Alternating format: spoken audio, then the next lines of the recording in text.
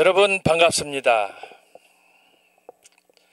지난 한 주간 여러분 잘 계신 줄 압니다. 여러분들의 마음처럼 저도 오늘 이 시간을 기다렸습니다. 이렇게 또 반갑게 만나서 함께 공부하게 돼서 감사합니다.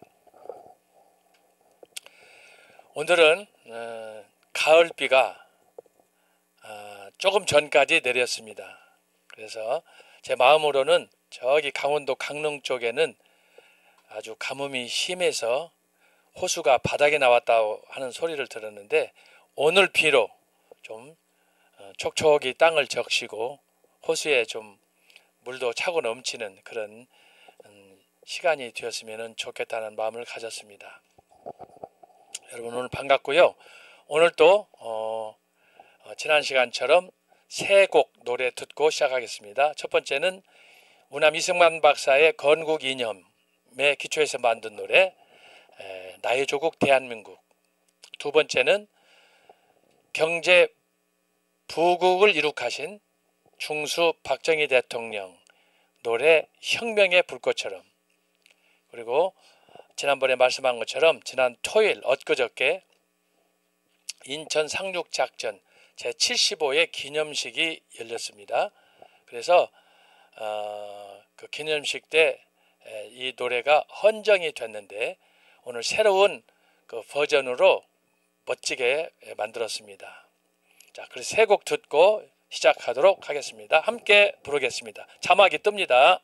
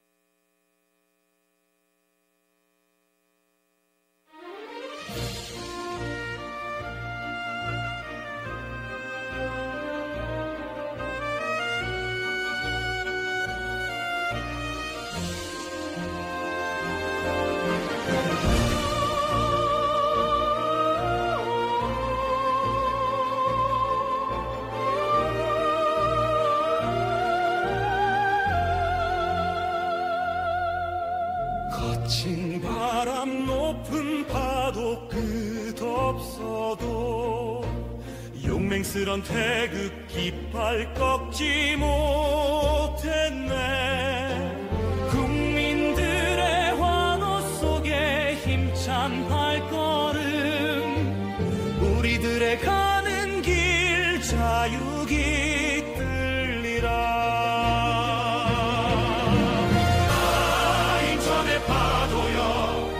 바닷길 열어라. 아, 자유의 노래여 하늘 높이 울려라. 한겨레의 가슴 속 불꽃처럼 타올라서 지구 촌 민족혼 찬란하게 비추거라.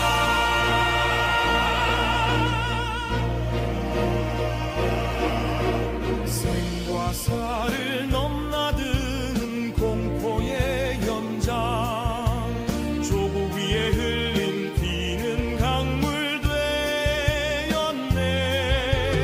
역사 속에 새긴 사랑 가슴에 품고 승리 함성 통일 꿈꾸 이루리라.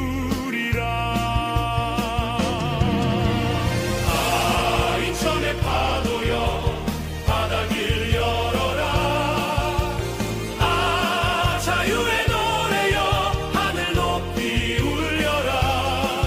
한겨울의 가슴 속 불꽃처럼 타올라서 지구촌의 민족혼 찬란하게 비추거라.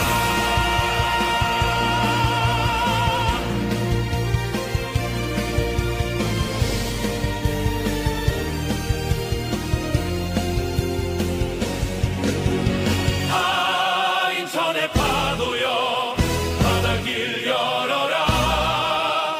아, 자유의 노래여 하늘 높이 울려라. 별의 가슴 속 불꽃처럼 타올라서 지구촌의 민족혼 찬란하게 비추거라.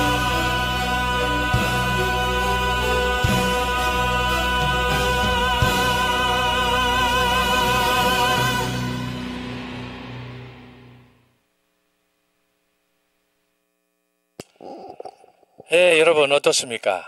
노래 잘 들으시면서 어떻게 떼창으로 부르셨어요? 제가 들을 수가 없어서 어쨌든 이승만 박사, 박정희 대통령, 그리고 인천 상륙작전 메가더 장군 이렇게 해서 세 곡을 준비했는데 사실 두 곡이 더 있어요. 두 곡이 더 있는데 그 나중에 이제 유튜브에서 여러분 검색하시면 됩니다. 그렇게 하고 세 곡은 여러분들이 기억하시면 좋겠고, 오늘 시로 여는 근대교회사, 자 토요일날 제가 인천 상륙작전 그 현장에 다녀왔어요. 인천 자유마을. 그래서 시를 또 한 수 마쳤습니다. 제 75회 인천 상륙작전에 붙여서 시를 만들었습니다. 함께 낭송하고 시작합니다. 인천 상륙작전에 붙여 1950년 6월 15일 더글라스 메가더가 이끄는 유엔군의 상륙작전, 5,000분의 1의 확률적 불가능을 뚫고 나라 구한 작전. 어제 13일 토요일 인천 자유공원에서 거행된 제75회 기념식.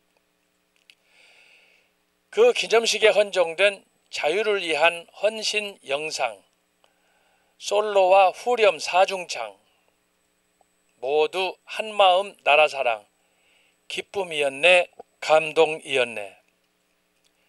패망 직전의 극적인 회생, 이후 이룩한 한강의 기적으로 아, 사랑하는 우리 조국 대한민국이여 영원하라. 세계 속에 영원토록 빛나라. 기도하겠습니다. 하나님 아버지 감사합니다. 그동안 가뭄으로 힘들었던 때, 어제 그리고 오늘 내린 비로 특별히 강원도 강릉 지역에 해갈이 된 줄로 믿습니다. 세계 이곳저곳에서 난리와 난리가, 또 전쟁과 전쟁이 한참인 이때 우리는 안으로 지금 체제 전쟁으로 몸살을 앓고 있습니다.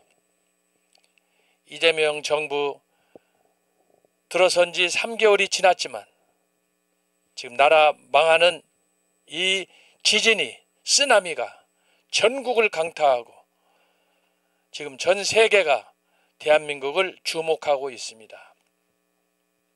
이미 중국화되어 있고 또 모두가 우려하듯 베네수엘라의 그 정치 상황처럼 지금 우리 대한민국이 좌초 직전에 있습니다.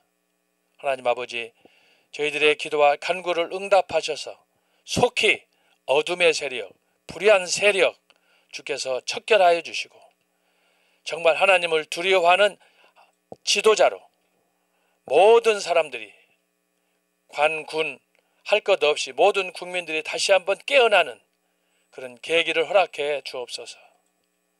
우리가 그렇게 미개지다, 미개한 나라다라고 생각했던 네팔에서 현재 지금 2030 젊은이들이 자유를 부르짖으며 공산 체제에 맞서 중국화되었던 네팔의 공산 정권이 무너지고 지금 민주화의 열풍이 불고 있습니다.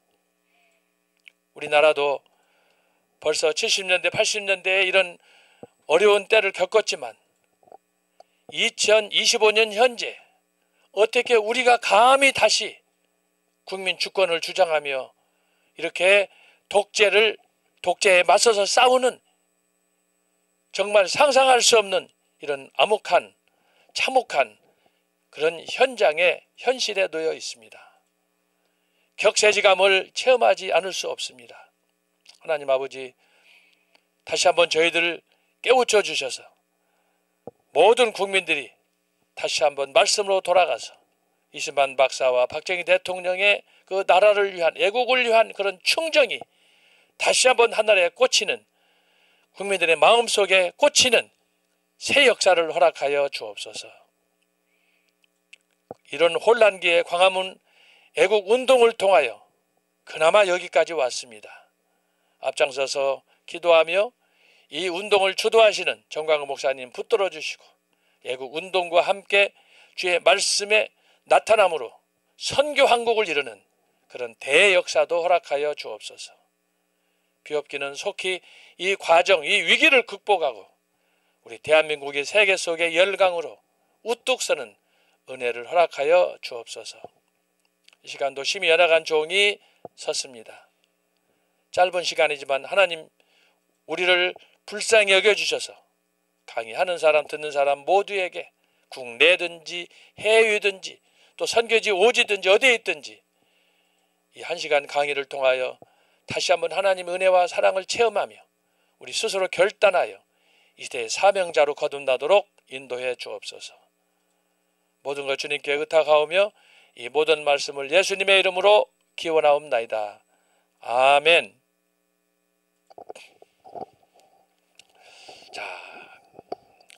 자, 이 시간에는 지난주에 이어서 우리가 말씀을 듣겠습니다. 자, 근대 교회사 그리고 그 현대 교회사, 이걸 합쳐서 근현대 교회사인데요. 이번 학기에 듣는 수강생들이 벌써 한 2주 지나는 동안에 300여 명이 됐습니다. 미국까지 합치면 한 350, 400명 정도 된 줄로 알고 있습니다. 지난 주일날 어저께 그저께 제가 광화문에 급히 호출을 받고 가서 우리 교수님들과 더불어서 인터뷰를 했는데 정광훈 목사님이 광고를 하셨어요. 광화문에서 2만 명 청교도 신학원 다 등록해서 공부해라. 그때 제가 앞에서 보니까 다 손을 들었어요. 그런데 300명이라니 이게 말이 되겠습니까? 여러분 빨리 등록하시기 바랍니다. 지금 여기 보면 1기, 2기, 3기, 4기, 5기 이미 졸업하신 분들도 많이 참여하시는데 아직 탕자처럼 방황하시는 우리 애국 시민 여러분, 우리 성도 여러분 빨리 청교도 신학원 등록해서 정말 우리 교수님들이 주시는 강의 1시간 이게 금 같은 시간, 내용도 금싸라기 같은 말씀 여러분 잘 듣고 이 시대에 이 말씀이 아니면 우리가 살아갈 수가 없어요. 누가 저와 여러분의 이 영적 갈급함을 충족할 수 있습니까? 오직 광화문과 청교도 신학원밖에 없습니다. 여러분 그렇게 해서 빨리 등록하시고, 그래서 오늘은 제가 지난번에 말씀한 것처럼 근대, 현대, 근현대 교회사인데 갑자기 이거 하게 되면 1기, 2기, 3기, 4기 또 이번 학기에 특별히 등록하신 한 300여 명, 300여 우리 학우들이 무슨 말인가 잘 모른단 말이죠. 그래서 배경으로 초대교회사, 중세교회사, 종교교육사를 간단하게 제가 정리하고 있는 중입니다. 여러분이 그걸 아시고 가능하면 오늘은 이렇게 교회사 1500년의 역사를 잘 끝내서 본격적으로 근대 교회사 강의를 시작하려고 합니다. 여기 자막에 보시면 강의 계획안을 제가 여기다 띄웠어요. 날짜별로. 그래서 9월 3일, 9월 10일, 오늘이 17일이잖아요. 그래서 근현대 교회사 개요인데 조금 딜레이가 돼서, 왜냐하면은 이렇게 초대, 중세 종교 계획을 객관적으로 해야 이번 학기에 듣는 우리 6학기 학우들이 그래도 내가 지금 어디에 있는가, 뭘 배우는가를 알 수 있단 말이죠. 그러니까 여러분들 이미 들으신 분들은 복습한다 생각하셔서 함께 또 따라와 주시면 좋겠고, 또 강의하지만 그대로 제가 복사하는 건 아니에요. 그때그때 필요한 말씀을 빼고 또 붙이고 해서 하는 거니까 전체적인 줄거리는 같지만 그래도 다른 내용도 포함이 됐다라는 걸 여러분 인식하시고, 여기 보시면 날짜별로 이제 다음 주 9월 24일은 이제 근대교회사 개요 16세기 종교교육과 칼빈주의, 그 다음에 이제 개신교 정통신학, 개혁파 정통시대, 그리고 영국의 청교도 운동 2시간, 그 다음에 스코틀랜드의 언약도의 역사 2시간. 제가 이미 말씀을 드렸어요. 이 스코틀랜드의 언약도에 대한 강의는 제가 청교도 신학원에서 최초로 하는 겁니다. 유튜브에 보면 이제 몇 분들이 스코틀랜드 언약도에 대해서 얘기한 거 있어요. 그러나 제가 그걸 다 검증해 봤어요. 대부분 제 박사학위 논문에서 따서 그걸 이렇게 저렇게 양념 쳐가지고 강의하고 있습니다. 근데 저는 여러분 저자 직강으로 제가 박사학위 논문을 풀어서 여러분들에게 하는 거예요. 그래서 이 내용이 너무 방대한데 어쨌든 중요한 것은 여러분 역사는 연대를 아는 것도 중요하지만 그 역사 속에 감추어진 그 흐름, 정신, 우리 같으면은 신앙 이게 중요한 거예요. 우리가 세계사를 여러분 다 배웠잖아요. 국사도 배웠잖아요. 그 연대 알아가지고 아무런 의미가 없어요. 그것이 오늘 저와 여러분에게 어떤 의미가 있느냐, 어떤 교훈을 주느냐, 오늘 나는 이 말씀을 듣고 어떻게 결단해야 되느냐, 이게 중요한 거예요. 이게 성경적으로 말하면 카이로스라는 거예요. 일반적으로 사람들이 하고 있는 얘기는 다 크로노스예요. 연대의 흐름, 세상의 역사의 흐름, 세계사, 동양사, 유럽사 다 그렇게 가요. 한국사도 마찬가지예요. 저는 그것을 극복하자는 거예요. 극복. 어떻게 극복하느냐? 카이로스로 가는 거예요. 크로노스에서 카이로스로 가는 거예요. 카이로스란 뭐냐? 하나님이 왜 초대교회 때, 중세교회 때, 종교개혁 때, 그리고 이번 학기 우리가 배우는 근현대교회에 하나님이 이런 일을, 이런 사건을 왜 그 사람을 통해서 일으켰는가 하는 것을 배우는 거예요. 다시 말하면 역사의 의미를 재확인하는 거예요.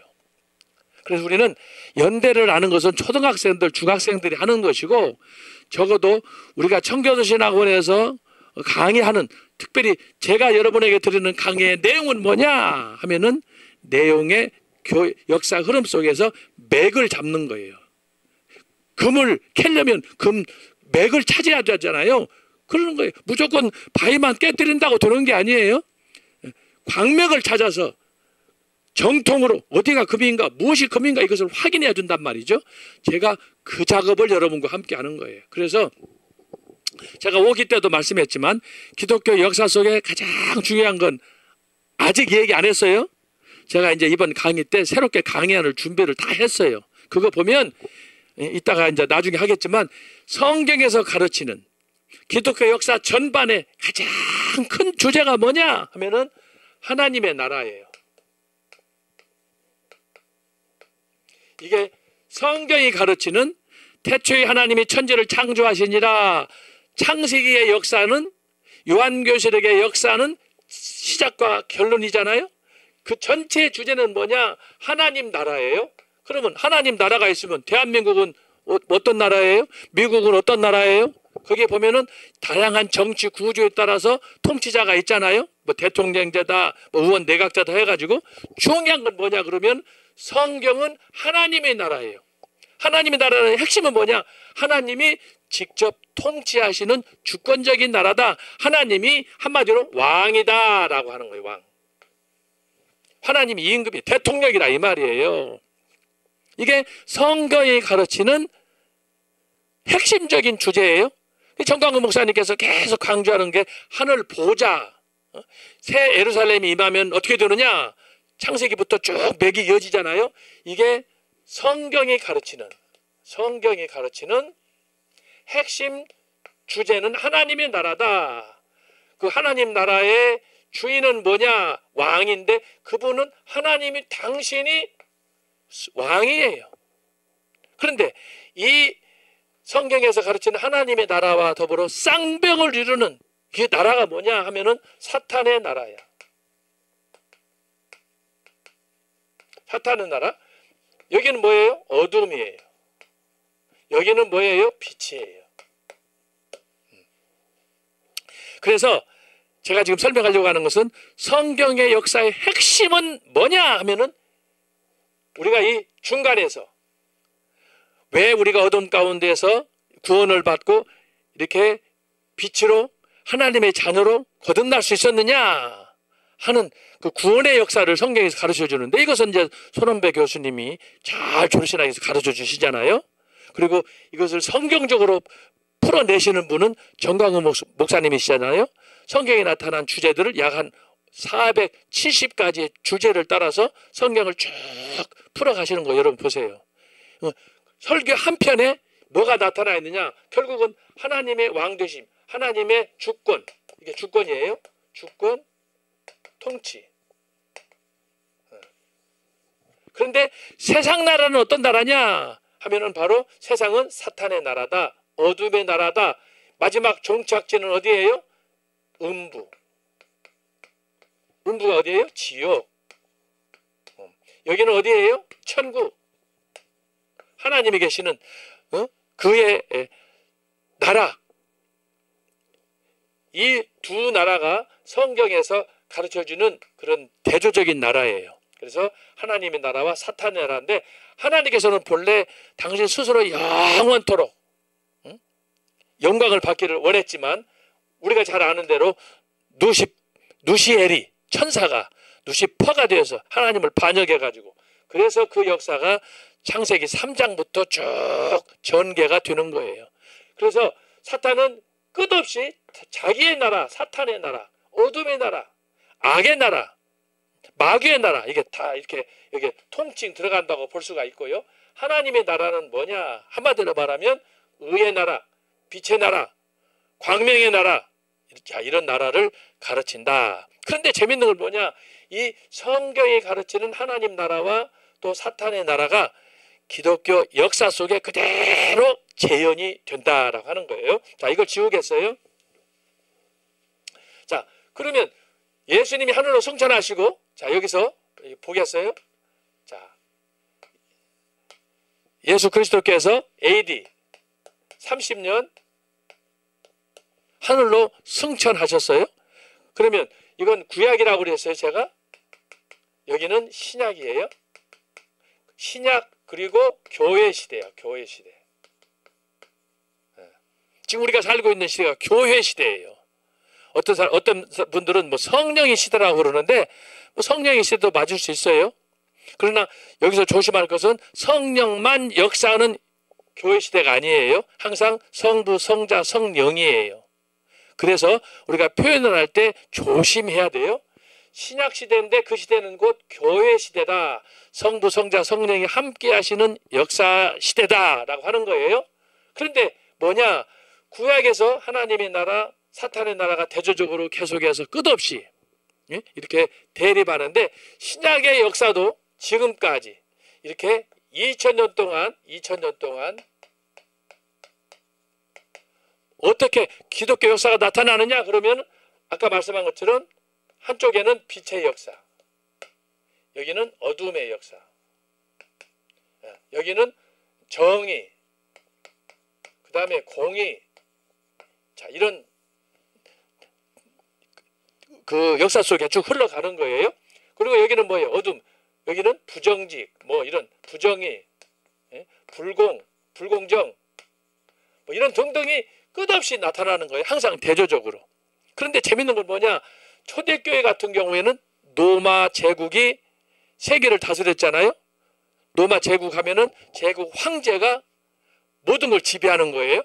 거기에 맞서서 등장하는 분이 누구냐? 예수 그리스도예요. 그래서 결국은 뭐냐면은, 자, 기독교 역사도, 자, 로마 제국을 제가 얘기했지만 둘로 나눠지는 거예요. 자, 그게 뭐냐 하면은 하나님의 나라, 하나님의 주권이 어떻게 끝없이 전개되느냐?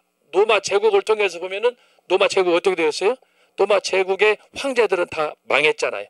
마지막 제가 말씀드린 것처럼 392년에 로마 제국이 기독교가 국교가 됐어요. 여러분, 역사상 이런 기적은 없어요. 로마 제국은 망하지 않는다는 나라예요. 모든 길은 로마예요. 그런데 이 로마 제국이 망하고 그 나라, 그 황제들이 박혀있던 기독교, 예수 그리스도, 그 소수의 마이너리티의 크리스찬이티, 이 사람들이 395년에 기독교가 국교가 됐다. 여러분, 이거 어마어마한 혁명도 이런 혁명이 없어요. 자, 그런데 이게 핵심이 뭐냐 그러면은 결국은 국교가 기독교가 됐다고 하는 건 뭐냐? 그리스도의 왕권을 얘기하는 거예요. 왕. 예수님께서 세상의 황제, 그 황제를 물리치시고 스스로 당신이 왕이 된 거예요. 모든 권력을 잡은 거예요. 그러고 나서 어떻게 됐어요? 그리스도가 왕권이 되니까 이 세상 나라는 다 다시금 세상의 권력에 탐하고 세상에 자기 우상을 섬기고, 이게 모든 세상의 권력이에요. 세상 권력. 세상 권력은 뭐냐? 자기 스스로 신이 되는 거예요. 신. 그러면 안 되는 거 아니에요. 그래서 성경에서부터 쭉 발전해오는 이 역사의 중심은 뭐냐? 하나님의 나라와 사탄의 나라, 그리고 신약에서도 마찬가지예요. 그리스도가 왕이 되느냐 아니면 내가 왕이 되느냐, 이것을 가르쳐주는 거예요. 이것이 초대교회 로마 시대. 자, 중세는 어떻게 되느냐? 중세는 교황이 왕이 됐어요. 이건 뭐예요? 기독교적인 초대교회 국교가 됐으니까, 기독교의 기초 위에서 배경 위에서 중세교회가 이렇게 새롭게 이제 시작을 하는데, 예수님을 위한다, 성경적이다 라는 걸 빙자해 가지고 교황이 신이 되는 거예요. 사탄의 왕이 되는 거예요. 이게 중세 교회의 모습이에요. 그래서 종교 개혁자들이 마틴 루터 같은 경우, 야, 이건 이해할 수 없다, 이건 도무지 불가능하다. 그래서 교황에 대해서 95개 항의문에 대해서 들고 로마 교황청에 맞서서 싸우게 되는 거예요. 그래서 하는 얘기가 뭐예요? 성경으로 돌아가자. 성경으로 돌아가자는 건 뭐예요? 예수 그리스도가 교회 주인, 예수 그리스도가 통치자라는 것을 드러낸 거예요. 이게 종교 개혁이에요. 그래서 여러분이 이것을 쭉 흐르시고 이해를 하시고, 그래서 여러분 성경의 역사 창세기부터 보면은 끝없는 전쟁이 뭐냐 그러면은 하나님의 나라 그 상징이 이스라엘이고, 사탄의 나라 그 상징이 뭐예요? 주변에 있는 이집트라든지 바벨론이라든지 아시리아라든지 심지어 헬라, 로마 모든 나라들이 다 흥망성쇠에 따라서 다 망하잖아요. 그런데 재밌는 건 뭐예요? 영원히 망하지 않는 나라는 뭐예요? 이스라엘. 그리고 하나님께서 약속하셨던 메시아의 나라, 이것이 꾸준히 펼쳐지는 거예요. 사탄의 나라, 한때는 세계를 주름잡지만 그 나라는 다 망해요. 이집트도 망했고 바벨론도 망했고 아시리아도 망하고 헬라도 망하고 로마도 망하고 망하는 거예요. 그런데 현재로서는 그래도 하나님을 두려워하는, 하나님의 그 말씀의 기초에서 세움을 받았다는 소위 선진화된 나라, 그게 대표적으로 영국하고 미국이잖아요. 이 두 나라가 기독교 국가예요. 그렇기 때문에 우리가 이것을 보면서 하나님께서 성경을 통해서 우리에게 보여주신 그 나라가 뭔가, 결국은 왕권 싸움이에요. 이것을 정광 목사님이 욥기서 설명하실 때 말씀을 하셨잖아요. 아주 명쾌하게 말씀을 하셨는데, 그래서 결국은 우리가 살고 있는 세상에는 두 권력 간의 전쟁이다. 하나님이냐 사탄이냐. 그리고 지금 우리가 있는 이 처지는 뭐냐 하면은 결국은 작게는 우리 자신, 크게는 국가 권력, 이것들이 계속해서 어떻게 하면은 하나님을 높이고 하나님을 존경하고 하나님의 사람으로서 우리가 살아가느냐, 믿음으로 살아가느냐라는 것과 끝없이 내가 때때로 하나님의 성도라고 믿고 살면서도 내 안에 끝없이 일어나는 탐욕, 세상적인 욕망, 이런 것들이 있단 말이죠. 그렇게 그것을 붙잡고 있는 동안에는 우리가 사탄의 나라에서, 어둠의 나라에서 벗어날 길이 없는 거예요. 벗어날 길이 없는 거예요. 이 나라를 빨리 청산하고 우리가 들어가야 될 나라가 어디냐? 하나님의 나라야. 하나님의 통치하는 나라로 들어가는 거예요. 이것이 역사 속에서 창세기부터 꾸준히 요한계시록까지 지금까지 흘러온 역사예요. 앞으로 예수님께서 재림을 하면 어떻게 돼요? 예수님께서 재림하시면 그분이 계획하신 나라를 보좌에 앉아서 통치하시고, 그래서 그 말씀대로 순종한 자에게는 상급을 주지만 말씀대로 순종하지 않고 하나님을 거역하고 우상 숭배하고 거짓말하고 사기친 사람들은 음부 지옥에 다 버린다, 이 말이에요. 이것이 성경이 가르쳐주는 핵심적인 내용인데, 이것이 지금까지 기독교 역사 2000년 동안에 쭉 흘러오는 거예요. 그래서 이것을 여러분들이 기억하시고, 이것을 한마디로 정리하면 뭐냐? 결국은 권력 싸움이다. 권력 싸움. 권력. 지금 대한민국이 어떻습니까? 이것을 다른 말로 하면 체제 전쟁이야. 체제 전쟁. 체제 전쟁.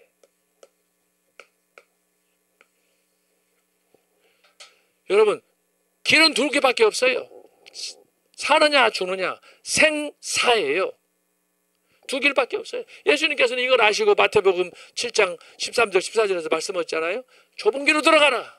그 길은 가는 사람이 적지만 생명의 길이니라. 넓은 길로 가지 마라. 그 길은 많은 사람들이 간다. 그런데 그 길은 어떤 길이에요? 죽음의 길이에요.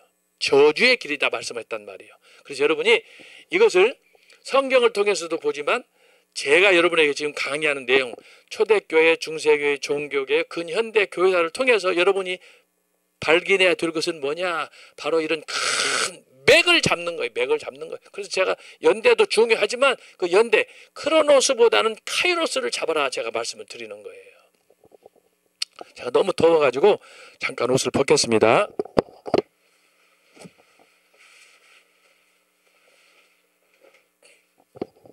자, 그래서 지난 시간에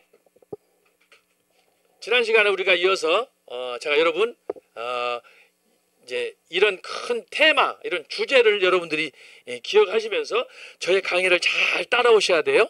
제가 그래서 지난주에 어떻게 했어요? 자, 이게 초대교회다. 초대교회. 초대교회가 몇 년이라고 그랬어요? 초대교회는 500년이다 그랬어요. 오늘 빨리빨리 지나가야 됩니다. 자, 500년인데 왜 500년이라고 했느냐 하면은 제가 말씀했듯이 역사를 간단하게 쉽게 기억할 수 있도록 하기 위해서 제가 만든 서유반 교수의 학설이라고 그랬잖아요. 그런데 이 500년이라는 것이 제가 마음대로 그냥 막 잘라서 한 게 아니고, 여기에 대해서는 제가 역사적인 근거를 제시했다. 지난 시간에 여기까지 공부했어요. 자, 반복합니다. 첫 번째는 뭐였어요? 476년 로마 제국이 망했어요. 제국 패망. 이것은 당시 사람으로서는 이해가 안 된 거예요. 아까 말씀한 것처럼 모든 길은 로마로, 팍스 노마나예요. 로마는 영원히 망하지 않는 나라. 모든 길은 로마로. 그랬는데 그 로마 제국이 야만족에 의해서, 문명국이 아닌 야만족에 의해서 패망을 했어요. 그러니까 더 비참한 거예요. 그런데 하나님은 그 로마 제국의 멸망을 통해서 어떻게 했다고요? 이게 바로 기독교 국가를 세워준 거예요. 이거 로마 제국을 제거하고 기독교 국가를 만들었어요. 그래서 이것이 굉장히 중요한데 이것을 뭐라고 그랬어요? 제가 정치적 관점에서 초대교회는 476년 패망했다. 이것을 주목해야 된다. 두 번째는 뭐였어요? 사상적인 건 뭐예요? 430년 초대교회 500년 동안의 모든 신학을 체계화한 성 어거스틴이 죽은 해다. 죽었을 때 어거스틴이 기록한 책이 무슨 책이냐 그러면 신의 도성 하나님의 나라에 관한 책을 썼어요. 이렇게 두꺼운 성경 책만한 책을 썼는데 그 책 내용이 하나님의 나라 신의 도성이라는 그 책에서 강조하는 게 뭐냐. 아까 제가 얘기한 이 세상 나라는 하나님이냐 사탄이냐. 그 전쟁사를 바로 어거스틴이 그 신의 도성에서 역설해 주고 있어요. 근데 그 역사가 어떻게 흘러간다고 그랬어요? 제가 지난주에 설명했죠. 그것이 어떻게? 알파와 오메가. 처음과 나중. 시작, 끝. 자, 이렇게 해서 성경은 창세기부터 계시록까지 그리고 계시록 이후 지금까지 쭉 왔어요. 이것을 단선적 역사관이라 그래요. 단선적이에요. 이렇게 알파와에서 오메가로 처음과 나중으로 시작과 끝으로 가는 거예요. 이렇게 쭉 흐르는 단선이에요. 역사는 거꾸로 돌아가지 않아요. 여러분, 흐른 물이 다시 거꾸로 돌아갑니까? 그렇지 않죠? 그걸 이야기하는 거예요. 그런데 재밌는 건 뭐냐? 대부분의 사람들이 단선적 역사가 이렇게 처음부터 마지막까지 알파에서 오메가로만 생각하는데 성경의 역사를 여러분이 잘 보시면 이 단선적 역사관 이렇게 쭉 흐르는 역사인데 문제는 뭐냐? 이것이 돌고 돌아서 앞으로 가는 거예요. 이 대표적인 사례가 뭐냐? 이게 바로 광야 40년이에요.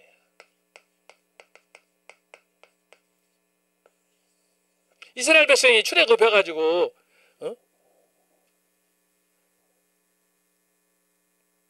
대략 한 3주 4주면 한 40일이면 들어가리라고 생각했는데 하나님 앞에 범죄하는 바람에 이게 40년이 걸렸어요. 근데 그 과정에서 어떻게 해요? 앞으로 전진해야 되는데 매일 그 자리에서만 둥글둥글 도는 거예요. 광야에서 돌고 도는 거예요. 38년 동안 돌았잖아요. 그것처럼 역사는 우리가 보기에는 계속 자기 자리에서 도는 것 같지만 어떻게 해요? 제자리에 있는 것 같은데 나도 모르게 어디로 앞으로 가는 거예요. 어제하고 오늘 여러분 달라요? 안 달라요? 일주일 전하고 오늘하고 여러분 달라요? 안 달라요? 변한 거 없어요. 그러나 변했어요. 시간도 흐르고 나이도 먹고 머리에 흰머리도 늘어나고 다시 과거로 돌아갈 수 없어요. 내가 느끼는 것은 아직 현재 지금 이 순간을 행복하게 누린다고 생각하고 시간을 붙잡은 줄로 알고 있지만 우리는 착각 속에 사는 거예요. 여러분 현재는 없어요. 내가 말을 마치는 순간 현재는 과거 속에 빠져요. 그리고 내가 생각하지 못했던 현재는 바로 눈앞에서 다시 와요. 이것이 과거, 현재, 미래라고 하는 것인데 우리는 이 출애굽 사건을 보면 세상에 광야에서 38년을 빙빙빙 돌았다 그러면 그 사람들이 뭘 생각하겠어요? 죽고 싶다는 말밖에 안 들잖아요. 왜 이렇게 답답하게 변화가 없이 그런다. 그러나 변화가 있어요. 하루하루 사는 자체가 그게 은혜고 그래서 여러분이 이걸 생각해야 돼요. 근데 이렇게 동글동글하면서 둥그렇게 도는 것 같아도 그 안에는 뭐가 있느냐? 바로 이거예요. 제자리에 있는 것 같은데 앞을 향해 가는 거예요. 이게 뭐예요? 가나안이에요. 가나안. 이게 출애굽 광야 40년. 그래서 느낌으로는 제자리에 돌고 가는데 돌고 도는 것 같은데 어디로 가느냐? 가나안으로 가는 거예요. 이게 40년이야. 우리 인생도 마찬가지예요. 근데 우리는 이것을 의식하지 못하고 살아가는 거예요.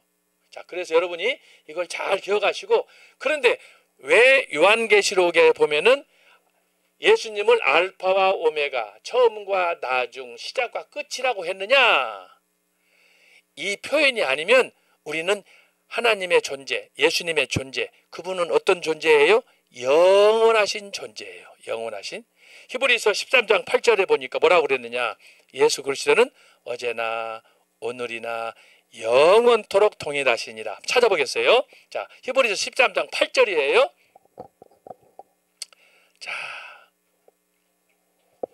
자, 히브리서 예수 그리스도는 어제나 오늘이나 영원토록 동일하시니라. 이게 다른 말로 하면 뭐예요? 예수님은 영원한 존재예요. 그 얘기하는 거예요. 그렇기 때문에 다만 이렇게 알파 처음 이렇게 해준 것은 뭐냐? 우리는 흙에서 왔잖아요. 티끌이잖아요. 근데 어떻게 우리가 영원한 존재 하나님의 그 온전하심을 알 수가 있냐 말이죠. 그래서 예수님께서 성경에 나타난 계시의 말씀 자체가 뭐냐? 우리가 하나님의 성품이나 하나님의 능력과 지혜를 조금이라도 맛보고 알 수 있도록 우리식으로 표현을 해준 것이에요. 그러면 이 말이 무슨 뜻이냐? 알파 오메가라는 것은 이렇게 규정된 영원한 시간 속에 규정된 게 아니라 영원하다는 거예요. 그래서 제가 어제도 지난주에도 그랬잖아요. 하나님에 대해서 이렇게 우리가 설명을 할 때 이게 영원이야. 영원부터 영원까지. 자, 이렇게 썼는데 이렇게 동그라미를 그려주면은 뭐예요? 영원부터 영원이 테두리 안에 서클 안에 갇혀 있잖아요. 이건 아닌 거예요. 이게 없는 거예요, 원래. 이게 없어야 맞잖아요. 그런데 왜 이렇게 하느냐? 우리가 하나님의 존재를 이해하도록 위해서 사도 요한이 예수님의 모습을 알파와 오메라고 한 거예요. 그러니까 이 알파라는 것은 아까 제가 오늘 이렇게 그랬잖아요. 이게 알파, 이게 오메가. 이게 아니라 이 말이에요. 이 의미 속에는 예수 그리스도, 지금 히브리서 13장 8절 읽은 것처럼 예수 그리스도는 어제나 오늘이나 영원토록 동일하다. 영원한 현재란 말이에요. 예수님은 영원한 영혼이에요. 동시에 영원한 과거예요. 그러니까 영원부터고 영원까지지. 이것을 다른 말로 하면 우리 고사성어를 하면 뭐라고 그러냐? 무종이라고 하는 거예요. 시작도 없고 끝도 없다. 이게 하나님이세요. 알았어요? 그러니까 여러분이 이런 그 개념을 이해하고 성경에서 말하는 알파와 오메가를 이해하고 그리고 나서 성경이 가르치는 하나님은 어떤 분인가? 성삼위 하나님, 성부, 성자, 성령은 어떤 하나님인가를 이해해야 되는 거예요. 그냥 그런 관점에서 봤을 때 성부, 성자, 성령 하나님은 어떤 분이에요? 우리의 생각으로 상상할 수 없는 지혜와 능력과 권능이 영광이 성경에 보면 세세토록 있을지어다 그러잖아요. 그런 거예요. 그런데 은혜 좀 받으면 나와서 뭐 하나님 앞에 큰 소리 치고 하나님이 자기 마음대로 손 안에 두고 주무를 수 있는 것처럼 그렇게 교만하고 방자하고 오만한 이런 사람들이 그 나중에 다 끝은 죽음밖에 없는 거예요. 이걸 여러분들이 기억해야 돼요. 자, 그런데 바로 이 두 번째로 사상적으로 4대 30년에 성 어거스틴이 이걸 본 거야. 이걸 보고 나서 하나님의 도성, The City of God 그 책에서 창세기부터 계시록까지의 흐름을 쭉 보여줬는데 그 책에 어떻게 되느냐?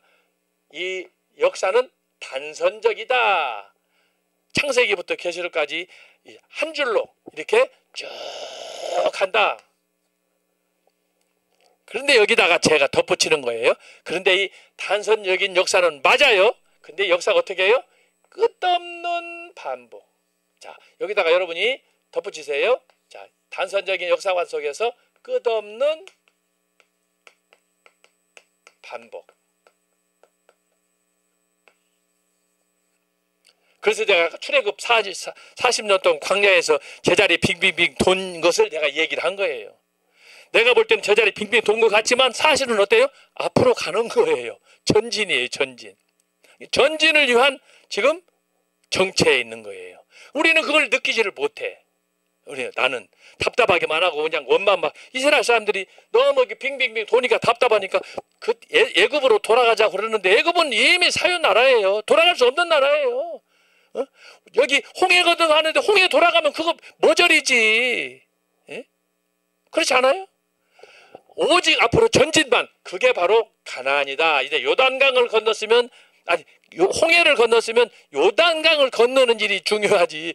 애굽으로 돌아가자. 그렇게 가서 어떻게 해요? 죽을 일만 있는 거지. 응? 그래서 과거를 지향하지 말고 미래를 향해 달려가는 그런 사람들이 우리가 돼야 될 텐데, 바로 성 어거스틴이 그것을 우리에게 가르쳐 줬다. 성 어거스틴 430년 이것을 체계적으로 신학적으로 다 이루어졌다. 초대교회는 세 번째는 뭐예요? 세 번째는 590년 그레고리 1세.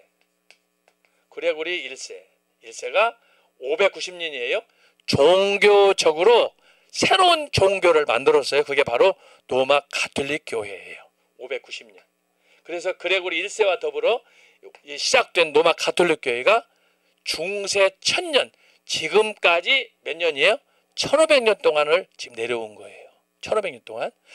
그레고리 1세 이전에는 이전에는 로마 천주교는 없어요.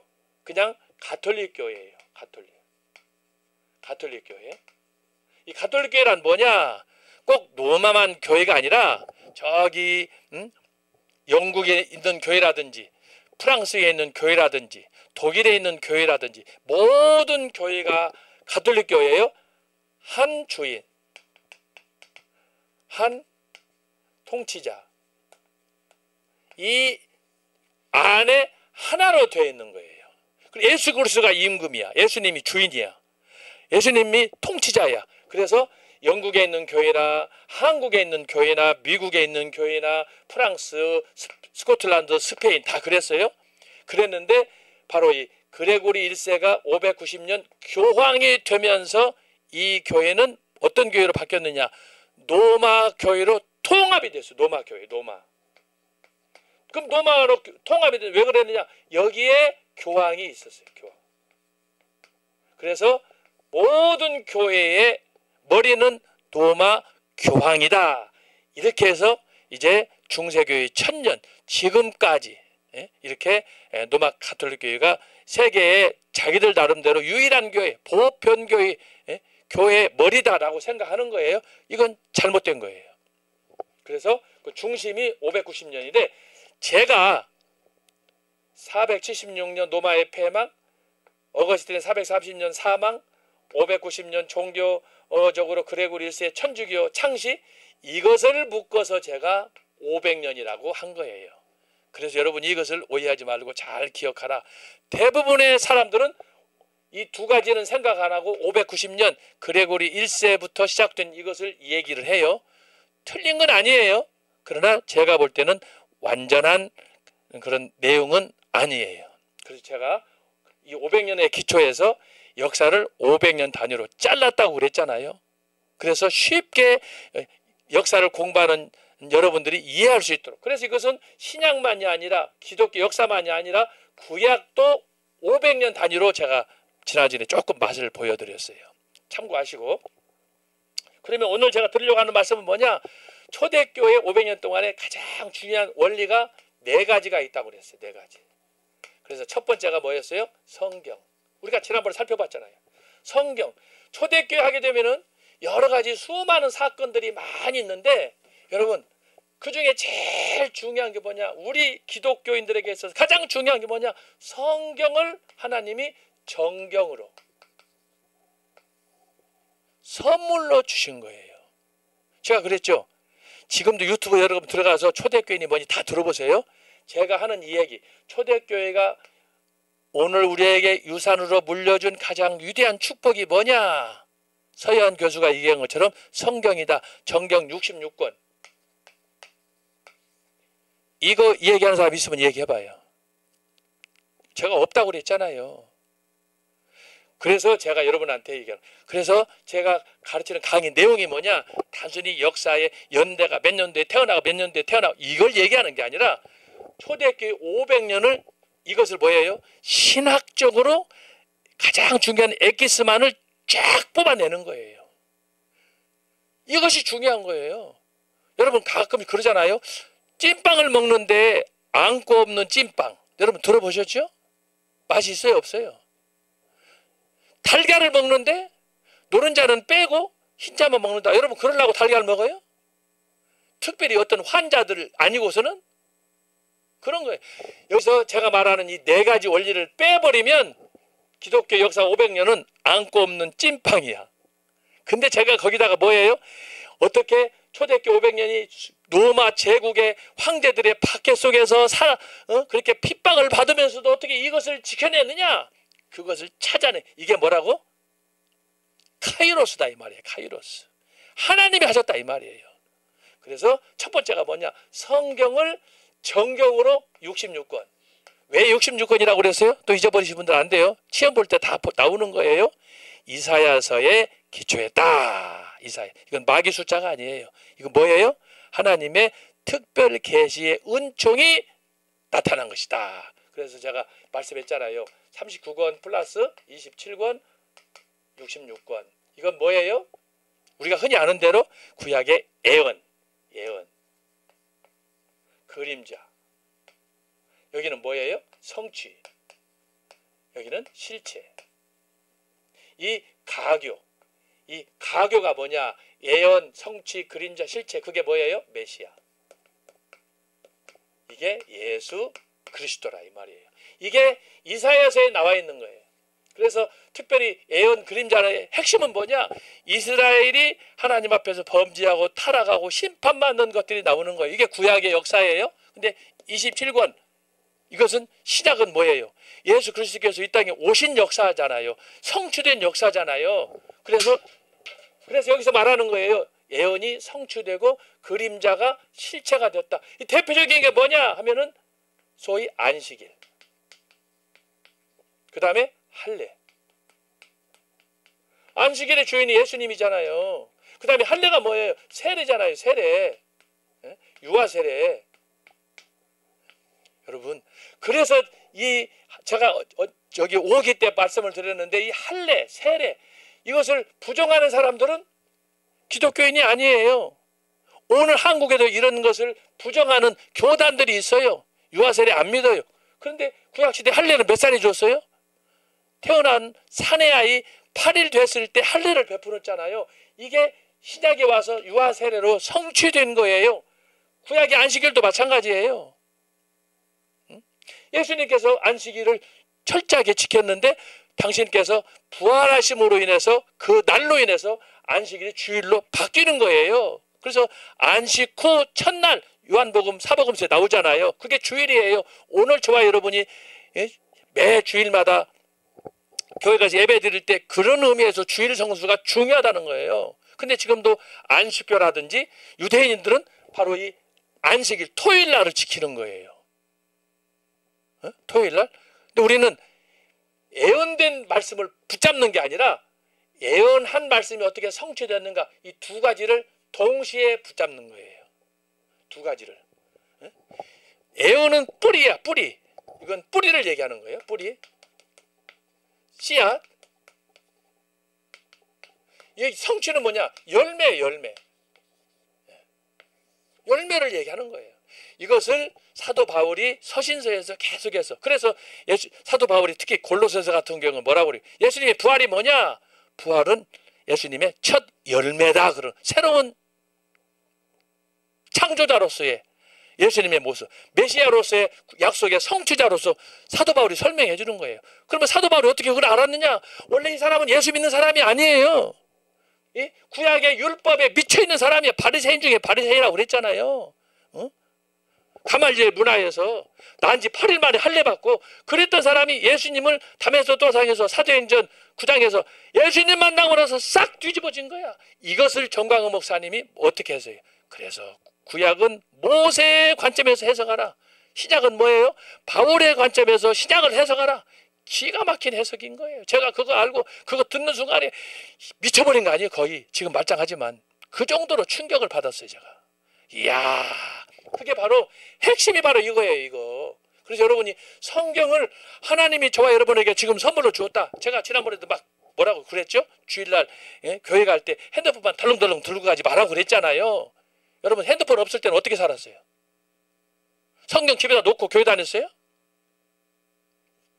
정신 차려야 돼. 정신. 지금 이것 때문에 핸드폰 없으면 요새 못 살지만 이것 때문에 우리가 지금 망할 짓을 하고 있어요. 망할 짓을. 영적으로는 다 죽어가지고 교회 가는데 저 사람이 목사인지 교수인지 박사인지 저 사람이 집사인지 이 사람이 불교 머리 빡빡인지 아무도 몰라. 교회 가서도 눈치 보면서 성경을 찾고 찬양을 하고 핸드폰 하나 때문에.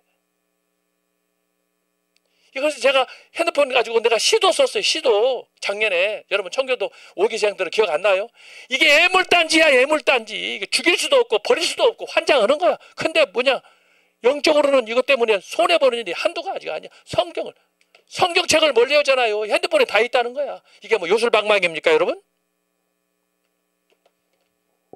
이런 강의는 청교도 신학원에서 서해안 교수가 하는 거예요 여러분. 그래서 정신 차리라는 거예요. 그런데 바로 이것을 초대교회에서 성경 정경 66권 가르쳐줬다. 이거 놓치면 초대교회사 강의, 중세교회사 아무리 강의 들어도 다 꽝이에요. 꽝. 제일 중요한 거야. 왜? 기독교 정체성을 성경으로 입증하기 때문에. 여기서 2단도 나오는 것이고 여기서 3단도 나오는 것이고 다 여기서 문제가 되는 거예요. 여러분이 성경 사랑하라고 내가 이 얘기하는 거예요 지금. 자, 시간이 많이 갔으니까 두 번째. 자, 성경 정경 이렇게 해서 여러분이 다 이렇게 배웠어요. 근데 문제가 뭐냐? 성경을 읽어도 무슨 뜻인지를 몰라. 성경을 읽어도. 재밌는 건 뭐냐? 10명이 읽으면 10명이 생각이 다 달라. 수련회 가서 아침에 큐티 할 때 또 목사님들 설교할 때 다 들어보면은 똑같은 본문의 말씀인데 같이 한 자리에서 읽어도 생각이 달라. 그렇잖아요. 초대교회 지금부터 2000년 전부터 그런 일이 있어요. 2000년 전부터. 여러분 누가복음 24장에 보면은 엠바오로 가는 두 제자들이 성경을 읽는데 무슨 뜻인지 알았어요? 몰랐어요? 몰랐어요. 그런데 예수님이 길 가다가 그거들을 보고는 너희들이 그 말씀이 무슨 뜻인지 아느냐 그러니까 모릅니다. 그러니까 예수님께서 가르쳐 주시잖아요. 그런 거예요. 자, 성경이 있는데 성경을 읽는데 무슨 뜻인지 몰라. 생각이 달라. 그래서 두 번째가 중요한 거예요. 자, 성경에 나온 것이 뭐냐. 이 사람이 진짜 정통인지 진짜 예수 믿는 제자인지를 알기 위해서 나온 것이 뭐냐 하면은 신학이야. 신학의 정통이야. 정통. 자, 여기는 성경은 정경, 신학은 정통. 이것을 영어로 말하면 옥소독시라고 그러는 거예요. 알았어요? 정통. 이것이 다시 말하면 캐논. 캐논이야. 캐논. 바른 자. 알았어요? 그래서 여러분이 이것을 잘 인식을 해야 돼요. 그래서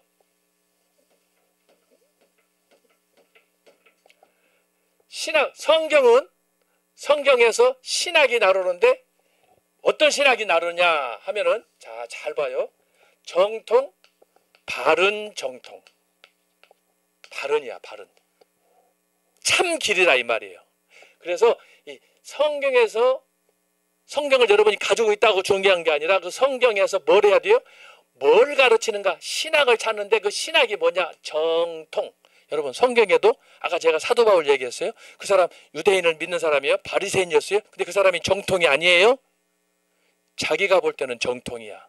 그런데 성경 창세기부터 계시록까지 예수 그리스도를 십자가 안에서 봤을 때 그 사람은 정통이 아니었어요. 그러니까 스데반을 죽이잖아요. 여러분 이런 예리한 성경 창세기부터 계시록까지 나타난 말씀 속에서 여러분이 예리하게 영적으로 이걸 분별할 수 있어야 되는 거야. 그걸 분별하는 기준이 뭐냐? 신학, 바른. 그 중에서 뭐라고요? 바른 신학이 있어야 된다는 거야. 왜? 성경에 보니까 사도 바울도 자기가 정통이래. 근데 예수님이 봤을 때, 십자가로 봤을 때는 아니라는 거예요. 자기가 이걸 빌립보서 3장에서 고백하잖아요. 어디에서 사도 바울이 무너졌느냐? 십자가를 딱 보는 순간에 자기 자신이 쌓아왔던 모든 의의가 껍데기구나 하는 걸 안 거예요. 그래서 빌립보서 3장 10절에 보면은 내가 모든 것을 배설물로 여기고 내가 그리스도의 의를 찾기 위해서 내가 표대를 향해서 달려간다 라고 한 거예요. 대단한 고백이야. 그게 뭐냐? 그래서 여러분이 성경을 가지고 있으면 두 번째는 뭐냐? 신학, 정통, 바른 정통을 가져야 돼요. 근데 요즘 우리가 사는 시대가 어떻습니까? 자유주의, 여성주의, 온갖 잡다한 신학들이 막 지금 판을 쳐가지고 여러분 어떤 교회가 진짜 교회인지를 몰라. 이단들도 십자가에 다뤄놓고 막 요즘에 보면 나오잖아요. 무슨 대학도 인수했네 뭐했네 그러잖아요. 여러분 그 정도로 혼탁한 시대가 됐어요. 그럴 때 여러분이 뭘 해야 되느냐? 신학이 어떤가? 이게 교회라고 그래서 간판을 달았다고 그래서 뭐 박사라고 그래서 교수라고 그래서 다 소용없어요. 여러분 제가 광화문에서도 자주 얘기하지만 목사들 교수들 빨갱이들이 수두룩 합니다 지금. 그러나 그 사람들이 대놓고 얘기합니까? 위장된. 그래서 제가 여기서 말하는 거예요. 바른 정통이 중요하다. 응?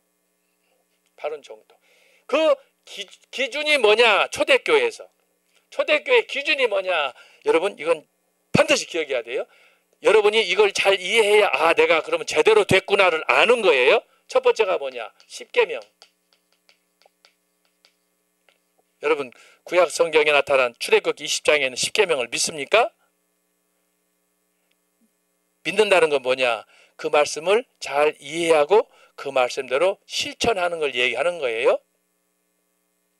우리가 의지가 약해서 부족할 수는 있지만 십계명이 하나님께서 나에게 주신 계명으로 그 말씀을 잘 받고 암송하면서 연약하지만 부족하지만 말씀 붙잡고 힘쓰고 애쓰는 모습을 보여줘야 돼요. 두 번째가 뭐예요? 주기도문이에요. 주기도문. 다시 말하면 산상수훈. 이게 뭐예요? 마태복음 5장 7장. 주기도문 6장에 나와 있잖아요. 주기도문을 기본적으로 알아야 돼. 성경을 알고 두 번째로 알 것은 반드시 십계명하고 주기도문을 알고 세 번째가 뭐냐? 사도신경을 알아야 돼. 사도신경. 이게 초대교회 뼈대야. 뼈대. 교회 다니는 이거 모르면 안 되는 거야. 이것을 어떻게 초대교회가 500년 동안에 이것을 제정해 줬다 이 말이에요. 여기 십계명은 구약, 주기도문은 예수님의 성취, 3번은 예수님의 제자들이 사도신경. 교회가 너무 혼란하니까 체계화시킨 거야. 성경의 가르침을 체계화해서 12제자들이 한마디 한마디에서 12마디로 해서 사도신경을 만들어줬어요. 그게 뭐예요? 전능하사 천지를 만드신 하나님 아버지를 내가 믿사오며 천지를 만드신 구약을 얘기하는 거예요. 그렇게 해서 여러분이 사도신경 이 세 가지를 알고 마지막 네 번째가 뭐냐 하면은 초대교회 500년 동안에 교회가 전쟁에 휘말렸어요. 요즘 같으면 체제 전쟁이야. 이단들이 막 교회 들어오고 3단들 들어가지고 교회를 막 자기가 장치려고 그래 막. 그럴 때 초대교회에서 네 번에 걸친 특별 회의를 모였어요. 이걸 가리켜서 초대교회 4대 공의회라고 하는 거예요. 공의회. 퍼블릭 카운슬 맺었다 이 말이에요. 자, 이것이 첫 번째는 뭐냐? 325년, 두 번째는 381년, 세 번째는 431년, 네 번째는 451년. 자, 이 네 번에 걸쳐서 성경이 뭘 얘기하는가 신학적으로 하나하나 만들어 주었어요. 이 두 가지는 삼위일체에 관한 거예요. 삼위일체. 특별히 뭐냐? 성부, 성자, 성령. 자, 이것을 어떻게 다루느냐에 따라서 정통이냐 이단으로 갈라지는 거예요. 그래서 이게 중요한 거예요. 지금 여기서 신학 정통이라고 하는 것이. 여러분 그냥 교회 다니면서 대충 믿는다고? 그러면 이단으로 가는 거예요. 그러다 보면 또 천주교로 가는 거야. 천주교는 제가 얘기했잖아요. 완전히 성경에 근거 없이 자기들이 하나의 체제를 만들어서 자기들의 왕국을 세웠어. 그게 중세 교황이 만든 교황제, 교황청이라고 하는 거 아니겠어요? 예수님하고 상관없어요. 그러나 예수님을 빙자해서 성경을 빙자해서 그들의 영광을 받는 것뿐이에요. 그러니까 가톨릭은 엄격하게 성경적으로 말하면 이단이 되는 거예요. 왜? 성경의 기초가 아니라 자기들이 만든 전통에 의해서 교회를 만들어서 다스리기 때문에 형식은 성경의 기초에서 형식은 예수님을 위한다는 거예요. 자, 그래서 여러분이 이렇게 기억하시고, 두 번째는 뭐냐? 삼위일체 중에 성부, 성자, 성령인데 431년, 451년은 뭐냐? 예수님이 어떤 분이냐? 이거예요. Who is Jesus? 예수님이 어떤 분이냐? 자, 그래서 이것을 다시 한번 나누면 이것은 니케야. 두 번째는 콘스탄티노플.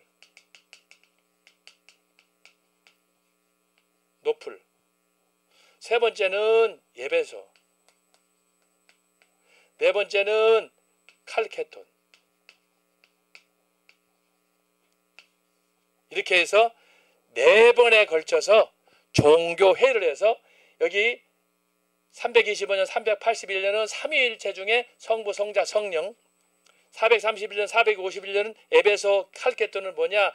예수 그리스도가 누구냐? 누구인가? 다시 말하면 하나님이냐 사람이냐? 이게 핵심이었어요. 왜냐하면 이때 이 법을 만드는 때가 431년, 451년인데 이때에 최대의 관심이 뭐냐? 구약에는 별로 관심이 없었어. 주로 신약 시대에 예수 그리스도가 어떻게 구약을 완성하시고 이루시고 사역을 하시는가 여기에 집중되어 있기 때문에, 그래서 사도행전도 바로 그래서 나온 거예요. 사도행전도 나오게 된 이유가 예수님이 누구냐? 그러니까 구약의 창조주 하나님 성부에 대해서는 한 줄로 딱 끝냈어요. 전능하사 천지를 만드신 하나님 아버지를 내가 믿사오며, 두 번째 그의 외아들을 그러잖아요. 그러니까 12마디 중에 두 번째부터 다 마지막 11번째까지는 예수님에 대해서 설명해 주는 거예요. 예수님에 대해서. 그의 외아들 우리 주 예수 그리스도를 믿사오니 쭉 나오잖아요. 예수님이 누군가? 바로 신약시대야. 신약시대. 예수님이 이제 십자가를 지고 죽었다가 3일 만에 부활해서 하늘로 가신 그분이 누구냐는 거지. 구약에서도 늘 관심이 메시아가 누구냐는 거 아니에요?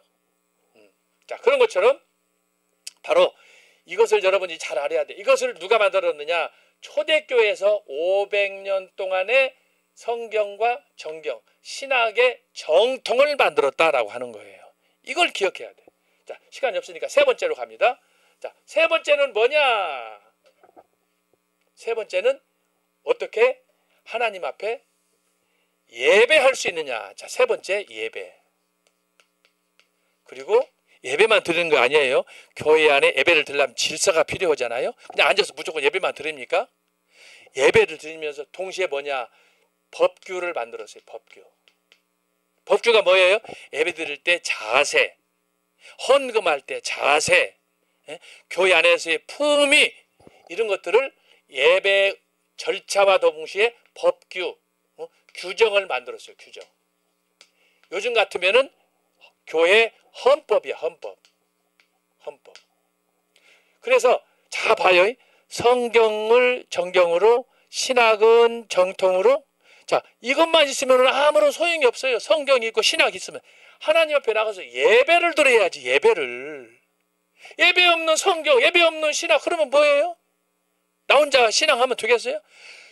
그런데 교회는 뭐예요? 기독교는 뭐예요? 제가 아까 창세기부터 계시록까지가 제 주제가 하나님의 나라라고 그랬잖아요. 하나님의 나라.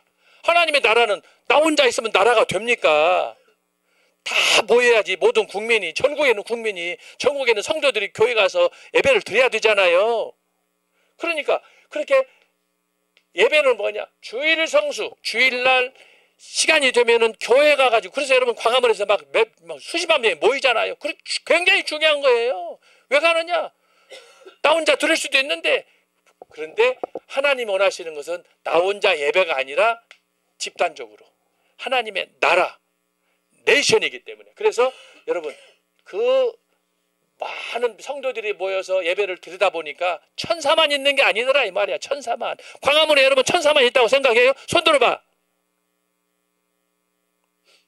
누가 누군지를 몰라. 거기는 아마 일부 어떤 놈들은 헌금 욕심내서 오는 사람도 있고 마귀 사탄도 있고 별 사람 다 있어. 좌파도 있을 거예요. 그럼 우리는 몰라. 그러니까 그런 상황에서 법규를 만들어서 혹시라도 그 안에서 사기꾼이 있다, 도적놈이 있다, 빨갱이가 있다, 우리가 잡아내야 되잖아요. 잡아내면 어떻게? 벌을 취할 거 아니야, 벌을. 그래서 세 번째가 뭐냐? 초대교회 때 예배도 드리지만 교회다운 교회, 하나님의 나라를 위해서 뭐예요? 법규를. 성경에 보니까 그러니까 저주가 있고 심판이 있고 그러는 거예요. 성경에. 왜 아나니아와 삽비라가 벌을 받고, 왜 아간이 벌을 받고, 심지어 모세의 누나 형도 벌을 받고 문둥병이 되고 그러겠어요. 하나님께서는 당신의 나라가 공의로운 나라가 바른 나라가 돼야 되니까 죄를 저주하는 거 아니에요. 그래서 심판을 주는 거예요. 교회가 그래야 돼. 교회가. 그래서 여러분 예배 드릴 때 교회 가서 자세가 굉장히 중요한 거야. 그래서 예배만 드리는 게 아니라 사랑으로 하니까 사랑만 하는 게 아니라 거기에 대해서 잘못된 행실을 했을 때에는 그래서 법규, 규정을 헌법을 만들었다. 그래서 여러분 초대교회 때 제일 먼저 심판받은 사람이 누구야? 아나니아와 삽비라잖아요. 그 사람들은 당시에 하나님 앞에서 거짓말했다가 현장에서 즉사에서 죽어버렸잖아요. 얼마나 무서워요. 그거 하지 말라는 얘기거든. 그 다음에 네 번째가 뭐예요? 이거요. 제가 초대교회 500년 사이 핵심 엑기스를 뽑았는데 이 순서가 굉장히 중요한 거예요. 제일 먼저 성경 정경. 두 번째는 그 말씀을 읽을 때 내가 바르게 읽어야 되는 거야. 잘못하면 이단이 되잖아요. 내가 여기 설명 안 했는데 이것 때문에 삼위일체 이것 때문에 이단들이 막 쏟아져 나왔어요. 초대교회 때. 지금부터 1500년, 1700년, 2000년 예수님 당시에도 있잖아요. 예수님 당시 사두개인들, 바리새인들이 다 그런 사람들이에요. 예수님 얼마나 힘들게 하고 결국 예수님 십자가에 못 박혀서 죽였잖아요. 바르게 안 돼서 그러는 거예요. 바르게 안 돼서.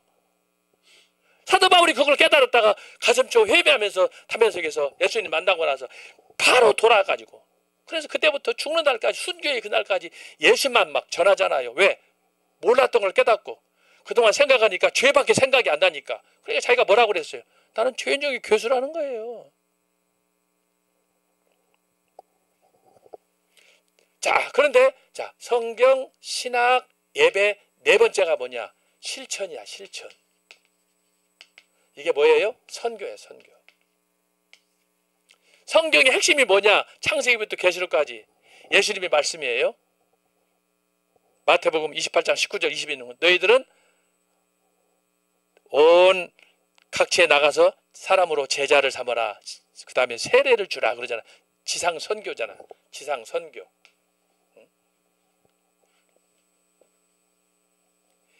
여러분 초대교회에서 이 네 가지 원리가 초대교회 아까 말한 500년의 역사를 뭐예요? 압축한 거예요. 제가 이걸 뽑아냈어요. 가장 중요한. 나머지는 성경, 신학 이거 예배 본다. 나머지는 여기에 다 포함이 돼요. 예를 들어서 예배다. 로마 황제가 왜 자기가 영광을 받고 교회 다니는 걸 반대하고 핍박하고 죽였는가. 이 예배가 굉장히 중요해. 여기 실천도 마찬가지야. 로마 제국의 황자들이 기독교인들을 박해했잖아요. 여러분 배너 보셨잖아요. 쿠어바디스 보셨잖아요. 초대교회 영화. 그런 영화 보면은 그 사람들이 마지막 특히 배너 같은 경우에 마지막에 뭐예요? 콜로세움 안에서 갇혀가지고 사람들이 다 기독교인들이 베드로를 비롯해서 붙잡혀가지고 거기서 죽어가는 그 상황인데도 이 사람들이 뭐해요? 하나님 앞에 찬양하는 거야. 영광을 돌리는 거야. 그래서 제가 강조하는 건 뭐냐? 실천 선교의 우리 신앙생활에 이것은 뭐예요? 꽃이에요. 꽃. 잘 보세요. 성경도 있어요. 여러분 성경 다 있죠? 두 번째로 신학. 정강모 선생님 통해서 보수신학, 칼빈주의 신학, 청교도 신학 지금 잘 배우잖아요. 지금도 청교도 신학으로 해서 여러분 교수님을 통해서 배우잖아요. 오케이. 예배. 광화문에서 예배 드리고 성경이 나타남 통해 드리고 시간마다 우리가 예배 잘 드리잖아요. 오케이. 좋아요. 4번 실천이에요. 자, 그런데 나가가지고 예수님께서 너희는 세상의 빛이다. 너는 소금이다. 그랬는데 이걸 안 하잖아요. 그럼 어떻게 되는 거예요?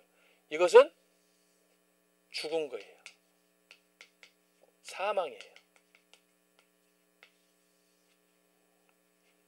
굉장히 중요한 거예요, 지금. 제가 이거 4가지 성경, 신학, 예배, 실천 이걸 쭉 뽑아내가지고 성경을 보니까 기가 막히게 역사 2000년사가 뚫리는 거예요. 뚫리는 거. 이거 4개로 기독교 2000년사를 다 해석할 수가 있어요. 지금 한국교회 체제전쟁 2번째 신학이야. 신학. 신학적으로 다 걸리는 거예요. 지금 요즘 한국교회 예배가 어떻습니까? 예배가 다 세속주의로 기울었어요. 인본주의로 기울었어요. 대형교회들을 보세요. 제가 어저께도 어떤 분 만나가지고 대형교회부터 저 목사들부터 강화문에 나와야 된다 내가 그랬어요. 어떤 장로님한테. 근데 가만히 계시. 서울에 있는 대표 교회 중에 하나예요. 자기 목사님은 정치적인 발언도 안 하고 그냥 목회만 열심히 한대. 내가 그래서 그냥 한마디 쏘아버렸어요. 제 성격이 가만히 있겠어요? 에? 그러면은 당신은 지금은 편할 수 있다. 그러나 만약에 나라가 어지러워진다. 당신 목사님부터 붙잡혀간다. 죽는다. 탄두대에 쓴다 내가 그래서 그랬더니 저를 보고 막 말씀을 못하고 저를 쳐다보더라고요. 제가 그랬어요. 장로님 지금 편안하게 다리 뻗고 잘 때가 아닙니다. 광화문에서 이렇게 외치는데 광화문 보고 먼 데서 저 산구경 불구경 같은 데 보면 그거 안 됩니다. 나중에 어려움 당하면 광화문 우리만 힘드는 게 아니에요. 당신들 다 먼저 죽습니다. 대형교회 목사들부터 죽습니다. 내가 그랬어요. 자, 4번째가 뭐예요? 그래서 광화문에 나와야 되는 거예요. 저와 여러분만 죄인입니까? 저와 여러분이 나라를 위해서 헌신하고 그러는데 우리가 돈을 먹었어요. 뭐 뇌물을 먹었어요. 뭐 했어요? 돈 먹은 새끼들은 지금 딴 데가 있어. 다 한 자리씩 맡아가지고 우리는 돈 먹은 거 없어요. 그런데도 왜 우리가 돈도 안 먹었는데 하고 돈 먹은 새끼들은 왜 그렇게 법원이고 검찰이고 경찰이고 다 이렇게 요직 다 차지하고 그럽니까? 오늘 아침에도 트럼프 대통령이 그랬잖아요. 한국에 윤석열 대통령 내란이 아니라고 그랬잖아요. 내란과 계엄은 반대라고 그랬잖아요. 반대. 대통령이 최고의 권력자인데 뭘 내란을 해. 무슨 쿠데타가 필요해. 트럼프 대통령이 한 얘기예요. 그래서 4번째가 뭐냐. 여러분 성경을 끼고 다녀도 핸드폰 끼고 다녀도 신학이 나는 광화문 나오니까 좋아. 뭐 예배도 주일성수 잘하고 그러나 나가가지고 전도도 안 하고 가만히 입 닫고 있고 그렇다. 그러면 어떻게 해요? 나무가 열매를 맺어서 꽃이 피어야 돼. 꽃이 피어야 뭐예요? 열매가 맺는 거예요. 열매. 그렇잖아요. 그런데 좋아. 성경도 있고 신학도 있고 예배도 있고 다 그러는데 결국은 꽃이 피어야 열매를 맺는데 전도도 안 하고 광화문도 안 나가고 그냥 자기 촌대로만 산다. 그러면 어떻게 해요? 이걸 가리켜서 반쪽이라고 그러는 거예요. 반쪽. 반쪽 성도. 여러분 성경에 반쪽 성도는 없어요. 온전하면 온전하지. 반쪽이라는 거 없이 반쪽은 죽은 거나 마찬가지예요. 내가 좋은 얘기로 반쪽이라고 그러지 성경은 반쪽이 없어요. 성경에는 중도라는 것도 없어요. 예수님께서 너희는 좁은 길로 들어가라 그랬지. 너희는 적당히 눈치 봐가지고 가운데 길로 가거라. 그런 적 없어요. 사느냐 죽느냐야. 의로운 길이냐 악한 길이냐 이것밖에 없는 거예요. 아까 제가 사탄의 길이냐 아니면 하나님의 길이냐 제가 말씀했잖아요. 2길밖에 없어요. 근데 왜 가운데 눈치만 보고 그래. 특별히 교회 목사들이 대부분 이중적이야. 성경에서는 동성연애 하지 말아라. 소돔과 고모라를 보지 않느냐. 설교하면서 표 찍을 때는 동성연애 주장하는 그 탕에다가 표를 다 찍어줘. 미친 새끼들 아닙니까? 제 말이 맞아요 틀려요. 그래서 여러분 이걸 서현 교수가 지금까지 이거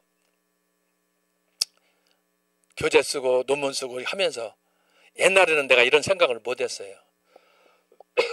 근데 박사학위 공부하고 총신에서 강의하고 교수하고 하면서 초대교회사 중세교회사 책을 쓰면서 논문을 쓰다가 딱 저한테 하나님이 계시를 준 거예요. 그래서 이 네 가지로 성경을 꿰뚫고 역사도 꿰뚫고 네 가지로 해보니까 다 맞아. 이게 구약도 맞고 신약도 맞고 지금 기독 역사도 맞고. 알았어요? 근데 가장 마지막 중요한 게 뭐냐? 머리로 아는 것만 해서는 안 되는 거야. 아는 것만 해서는. 뭐예요? 꽃이 피고 열매를 맺어야 돼. 예수님께서 무화과 나무 열매 없으니까 바로 저주해버리잖아요. 열매를 맺으라는 거야. 예수님이 어떻게 열매 맺었어요? 율법의 약속대로 십자가에서 당신이 친히 죽잖아요. 그게 예수님이 죽음이 꽃을 피우는 거야. 그럴 때는 어떻게 해요? 나중에 사도 바울이 그걸 보고 골로새서 1장에서 부활의 첫 열매가 됐구나. 예수님 뭐라고 그랬어요? 요한복음 11장에서 뭐라고 그랬어요? 나는 부활이요 생명이니 그러잖아요. 기가 막힌 거예요 이게. 그래서 우리는 어디로 가야 되느냐? 성경 끼고 바른 신학으로 주일날 예배 드리면서도 어디로 가야 돼요? 우리는 골고다로 가야 돼. 골고다. 예수님이 십자가에서 죽으신 율법의 완성을 이루기 위해서 당신이 죄도 없는데 십자가에 달려서 죽으시잖아요. 엘리 다마사박 마지막까지. 그 현장으로 저와 여러분이 가는 거예요. 그게 뭐냐? 실천, 선교, 꽃을 피워서 열매를 맺는 거야. 예수님이 이걸 했단 말이에요. 그래서 부활의 첫 열매가 된 거예요. 그런데 대충 보면은 뭐 집사네, 권사네, 목사네, 교수네, 박사네 떠들어대면서도 이게 없어요. 없어. 그래서 제가 얘기하는 거야. 성경만 끼고 다닌다. 핸드폰만 끼고 다닌다. 그게 기독교인이 아니라 이 말이에요. 정신 차려 지금. 그래서 이 네 가지 원리. 이 안에 정치, 경제 다 들어가요. 내가 시간이 없어서 설명을 다 못하는 거예요. 이 안에 다 들어가요. 모든 우리 역사에 있는 것들 이 안에 다 들어가는 거예요. 여러분 성경, 정경과 관련해서는 일반 세상의 종교들도 다 들어가는 거예요. 불교, 유교, 힌두교 다 들어가. 여기 내가 시간이 없어서 지금 그러는 거예요. 그렇지 않아요? 그러나 우리는 유일한 경전 성경 66권 이거 하나밖에 없는 거예요. 다른 복음은 없어요. 신학도 마찬가지야. 이걸 통해서 우리가 배울 때 식배면 배우고 주기도문 배우고 그 다음에 사도신경을 배우고 이걸 배웠을 때 우리가 성경에서부터 이탈하지 않고 바른 길로 쭉 이것을 가르쳐서 옥소독스 정통이라고 제가 말하잖아요. 사도 바울은 이 정통이 아니었어요. 이 정통이 아니고 잘못된 정통, 바리새인, 가말리엘 문화에서 뭐 할례 받고 다 잘했지. 남들이 볼 때는 큰 소리 치고 대단하지. 그러나 그는 1%가 부족했어요. 다메섹 도상에서 예수님 만나고 나서 그 1%가 채워졌기 때문에 그는 나는 날마다 죽는다. 나는 죄인 중에 괴수다. 그런 거예요. 그래서 어떻게 됐어요? 그가 그걸 깨닫고 마지막에 꽃을 피우고 열매를 맺었어요. 순교했어요. 순교. 그래서 제가 여기서 네 번째 강조하는 게 뭐냐? 네 번째예요. 실천, 선교, 꽃, 열매. 핵심은 뭐냐? 순교의 신앙으로 나가는 거예요. 예수님처럼, 예수님의 제자들처럼 죽는 거예요. 죽는 거예요. 그래서 여러분이 광화문에 나와가지고 정광 목사님 통해서 우리가 정광 목사님 순교의 신앙으로 싸우잖아요. 저와 여러분은 몸이 건강하지만 전 목사님은 몸도 불편하잖아요. 그런데 광화문에서 외치는 거 보세요. 내가 그 모습을 볼 때마다 막 가슴에 막 불이 타는 것 같아. 저 여러분 할 수 있어요? 그래서 여러분이 이 네 가지 원리를 잘 기억하고 자 오늘 이거 다 끝내려고 그랬는데 못 끝내서 다음 주 1시간 더 해야 되겠어요. 그래서 이게 초대교회 500년이에요. 초대교회 500년인데 이게 500년이 중세로 넘어갑니다. 중세로 몇 년 동안? 1000년 동안. 자 초대교회 500년이 중세로 1000년 넘어가면서 어떻게 되느냐. 이게 다 망가지는 거예요. 그러면서 중세교회는 기독교 기초 위에 세워졌지만 중세 로마 가톨릭 교회는 반기독교가 된 거예요. 예수 그리스도 대신에 교황이 왕이 되는 거예요. 하나님 나라의 왕은 누구라고요? 오직 예수 그리스도야. 근데 중세 로마 가톨릭 교회는 예수 그리스도는 저만큼 출장 보내고 지들이 왕이 됐어요. 이게 교황권이라는 거예요. 교황청이라는 거예요. 근데 지금 얼마 전에 이번에 교황이 된 267대 네오 14세가 지금 천주교에다가 불을 질렀잖아요. 15가지 교서를 내렸어요. 제가 나중에 이것도 설명할 거예요. 제가 지난 학기 5기 때는 이런 그 교서가 구체적으로 내려지지 않아서 그냥 교황에 취임된 것만 내가 설명을 했는데, 최근에 교황이 15가지 교서를 내렸어요. 이게 뭐냐? 천주교로 말하면 10계명이야. 내렸어요. 그걸 하나하나 분석해 보면요, 지금 천주교에서도 이대로 가면 망한다는 걸 안 것 같아. 그래서 교황 네오 14세가 그걸 교서를 발표했어요. 이 교서란 뭐냐? 천주교에서는 성경이에요. 교황은 성경이기 때문에, 교황은 하나님의 대리자이기 때문에. 그런데 그 교황이 15가지 교서를 냈다? 요즘 말하면 현대판 성경을 발표한 거야. 그걸 내가 또 설명할 거예요. 어쨌든 오늘 여러분에게 제가 지금 근대교회사 이번 학기 강의 듣는 여러분들을 위해서 제가 특별 강좌를 하는 거예요. 초대 중세 종교개혁, 그때 어떤 일이 일어났느냐 하는 것을 기본적으로 우리가 이해를 하는 거예요. 이걸 잘 이해하셔가지고 다음 주에 우리가 중세를 보면은 기가 막힌 일이 벌어져요. 초대교회 4가지 원리가 어떻게 무너져 가는가, 그것도 500년이 1000년 동안 기가 막힙니다. 그래서 우리가 역사를 잘 배워야 하나님 앞에 받은 바 은혜에 감사하고 더 헌신할 수 있는 것입니다. 기도하고 마치겠습니다. 하나님 아버지 감사합니다. 오늘 근현대 교회사 이렇게 또 역사를 정리하는 가운데 주로 초대교회 500년을 살폈습니다. 하나님 아버지, 우리에게 지혜를 주셔서 명철을 주셔서 잘 기억하게 하시고, 특별히 이것을 단지 머리로서만 가슴에만 품는 사람이 되지 않고 발로 실천하는 우리 청교도 신학원 학우들이 되게 하여 주옵소서. 늘 말씀에 대한 감사와 기쁨이 넘치는 행복한 삶이 되게 해 주옵소서. 예수님의 이름으로 기도합나이다. 아멘. 여러분 감사합니다.